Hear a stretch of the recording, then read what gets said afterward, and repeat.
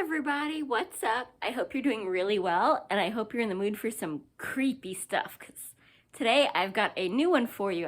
I promised you some horror with that Summerween that I'm going to be doing up until, well, it'll stop being Summerween and just be creepy time once fall hits, but we're going to keep that going with Stephen King and the Firestarter, which, I don't know, it wasn't really horror, but I enjoyed it anyway.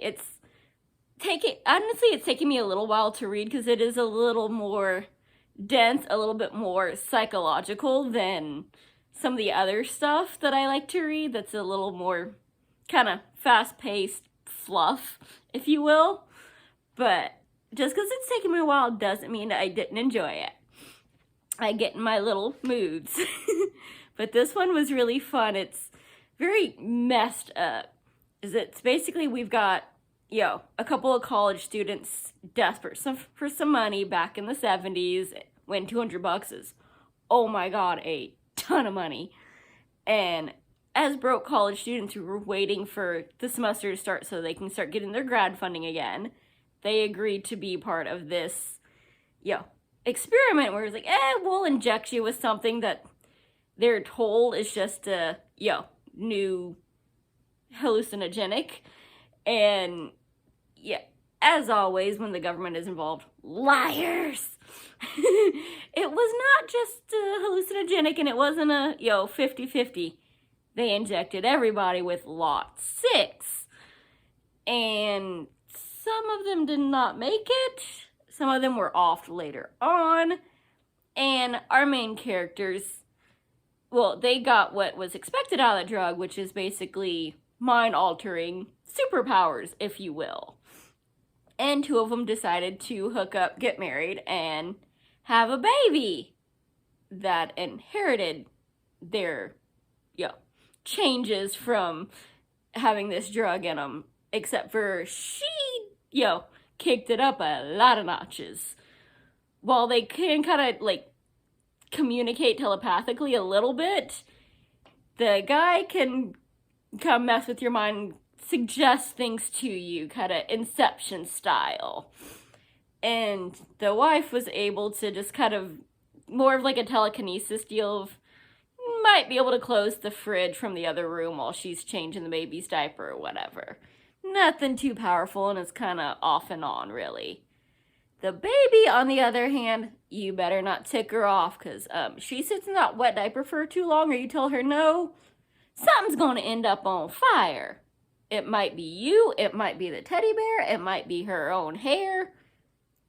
Something's catching on. So, as if having a newborn is not already stressful enough. Okay, we need some more, fire extinguishers. A couple in every room, because what the heck? We can't sleep. What if she has a bad dream and sets the house on fire? Yeah. Try having to raise that child. And good luck saying no. So, the wife is, when we start off, they're kind of on the run. We get some backstory. They're back on the run because the wife is dead. And eventually we find out what happened we get these occasional flashbacks from the father, Andy. But it's him and his little girl, Charlie, that are on the run from the shop, which is basically extra covert, CIA deal where, they're doing the tests on people. And so, they're very bad guys. And they're trying to collect these last 2 people that are still alive from their testing, and we're either going to figure out how to weaponize them as national safety, or we're going to kill them like we did everybody else. And so they've been on the run for the last year and a half or so, and about halfway through the book, they get captured, as you would expect. And that's when the fun really gets going. We find out exactly how powerful Charlie can be. And it is not good for anybody, because do you really want a 7 or 8-year-old with the power to, 20,000 degree fire, whatever. I was having a bad day. Just wait till she gets older and see what happens. And yeah, they captured the father as well as kind of basically, here, you're going to control your child and we'll pretend y'all will be able to see each other again, even though we all know what's really being plotted. Even if you don't read the book, you can figure out how that's gonna go.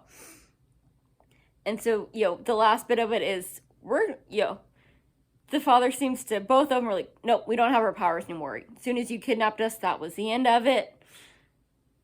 But it's like, hold on, father finally gets feeling, something's going on with my little girl. I'm done with all this. They're drugging me, and I've gotten addicted to Thorazine and done and let myself go.